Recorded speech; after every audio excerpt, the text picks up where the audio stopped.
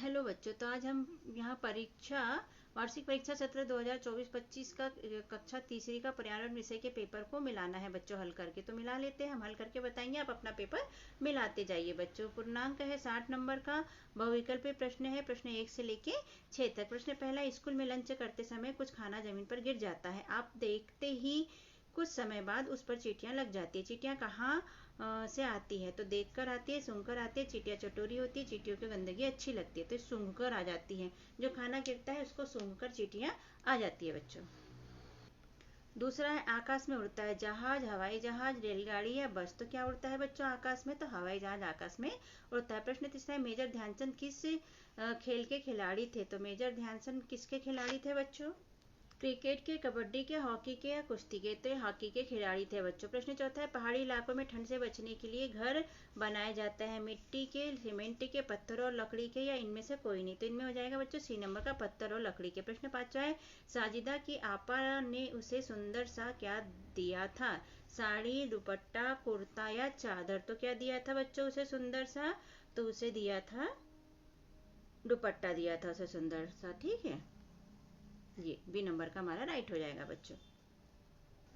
रिक्त स्थान है 6 से लेके 10 तक। रिक्त स्थान की पूर्ति कीजिए, प्रत्येक पे 1 नंबर है। डालियों पर बैठते हैं, क्या बैठते हैं?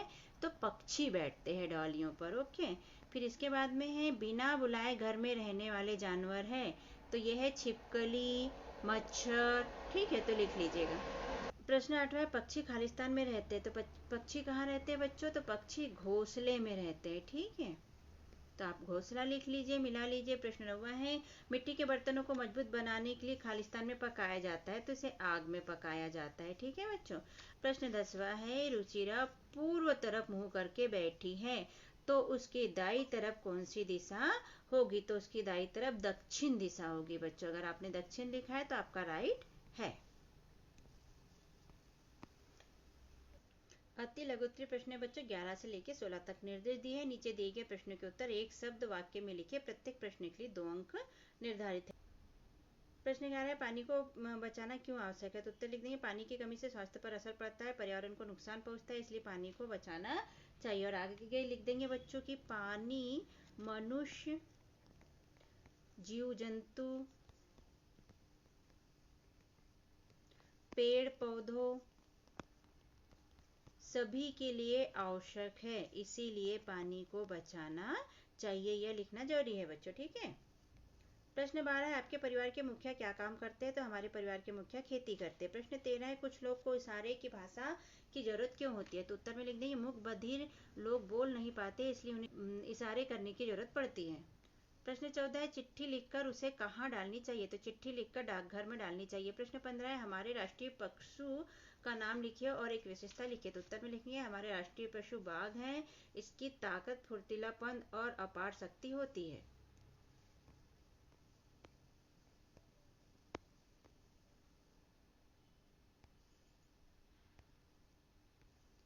प्रश्न 16 है, पानी की बूंद बूंद बचाइए से क्या आशय है? तो उत्तर में लिखेंगे, पानी की बूंद बूंद बचाओ का मतलब है पानी की हर बूंद को बचाने और उसका सही इस्तेमाल करने का प्रयास करना। लघु उत्तरीय प्रश्न के अंतर्गत है 17 से लेकर 22 तक। निर्देश दिए गए हैं, नीचे दिए गए प्रश्नों के उत्तर 30-40 शब्दों में लिखे। प्रत्येक प्रश्न के लिए 3 अंक निर्धारित है। प्रश्न 17 है, आपका मनपसंद वृक्ष कौन सा है और क्यों है? तो उत्तर में लिखेंगे, मेरा मनपसंद वृक्ष नीम है, क्योंकि इसमें औषधियां गुण होते हैं। यहाँ पर आप अपना मनपसंद वृक्ष लिखा होगा तो भी राइट मिलेगा बच्चों आपको, और पूरे पूरे अंक मिलेंगे जो आपका पसंद का पेड़ है। प्रश्न 18 है, पक्षी अपना घोंसला बनाने के लिए किन किन वस्तुओं का उपयोग करते हैं? पक्षी अपना घोंसला बनाने के लिए टहनियाँ, पत्तियां, घास, मिट्टी जैसी वस्तुओं का उपयोग करते हैं। प्रश्न 19 है, घर में कोई बुजुर्ग व्यक्ति है, आप उसकी मदद कैसे करेंगे? तो घर में कोई बुजुर्ग व्यक्ति की मदद उसके समय पर दवाई देकर, उससे बातचीत करके, उनके लिए आवश्यक चीज लाकर हम उनकी मदद करेंगे बच्चों। प्रश्न 20 है, बाहर के कामों में आपके पिताजी की मदद आप कैसे करते हैं? तो उत्तर में लिखेंगे, बाहर के कामों में मैं अपने पिताजी की मदद बाहर से सब्जी लाने में, बाहर की अन्य वस्तुएं लाने में करूंगा। तो ये कुछ ऐसे उत्तर होते हैं बच्चों जिनका उत्तर हम अपने मन से भी लिख सकते हैं। अपने परिवार का वृक्ष बनाओ बच्चों, तो वृक्ष बना लीजिएगा।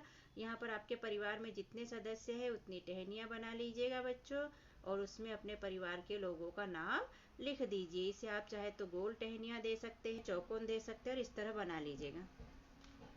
प्रश्न 22 है, पेड़ पौधों से हमें क्या क्या प्राप्त होता है? पेड़ पौधों से हमें फल फूल सब्जी प्राप्त होती है और साथ ही हमें ऑक्सीजन भी प्राप्त होती है। दीर्घ उत्तर प्रश्न है बच्चों 23 से लेके 26 तक। नीचे दिए गए प्रश्न के उत्तर 70-80 शब्दों में लिखे और सब पे 5 अंक निर्धारित है। प्रश्न 23 है, अप्पू को कैसे पता चला कि केले के पेड़ को पानी नहीं मिला? अप्पू ने जब यहाँ देखा कि केले के पेड़ मुरझा रहे हैं और उसे पता चला कि केले के पेड़ों को पानी नहीं मिला।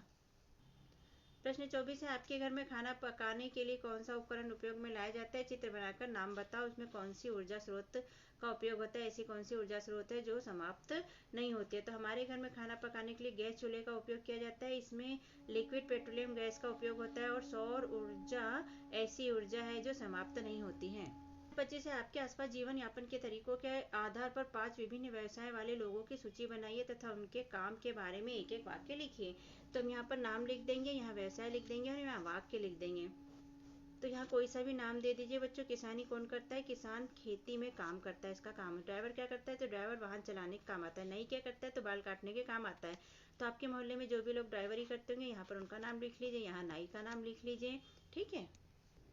ऐसे ही बच्चों कुम्हार मिट्टी का सामान बनाते हैं। धोबी क्या करते हैं? कपड़े धोने का काम करते हैं। दुकानदार क्या करते हैं? तो दुकानदार पर सामग्री विक्रय करते हैं। तो यहाँ नाई का नाम, कुम्हार का नाम, धोबी का नाम और किसी दुकानदार का नाम लिख लीजिएगा बच्चों। ये आपने जो लिखा है वो राइट होगा। प्रश्न 26 है, लिफाफे पर अपना पूरा पता निम्न बिंदुओं के आधार पर लिखें। यहाँ नाम लिख लीजिएगा बच्चों, यहाँ पिता का नाम लिख लीजिए, यहाँ मोहल्ले का नाम, यहाँ गांव का नाम, यहाँ तहसील का नाम, यहाँ जिले का नाम, यहाँ पिन कोड नंबर जो होता है वो लिखना है। अगर आपने ऐसा लिखा है तो आपका राइट है बच्चों। तो इस तरह हमने पेपर हल करके देखा बच्चों और आप मिलाइए कि आपके कितने सही हैं और उस हिसाब से आपको कितने नंबर मिल सकते हैं। तो आप अंदाज़ा लगा लीजिएगा बच्चों। ठीक है बच्चों, मिलते हैं किसी और पेपर में। Okay, bye bye.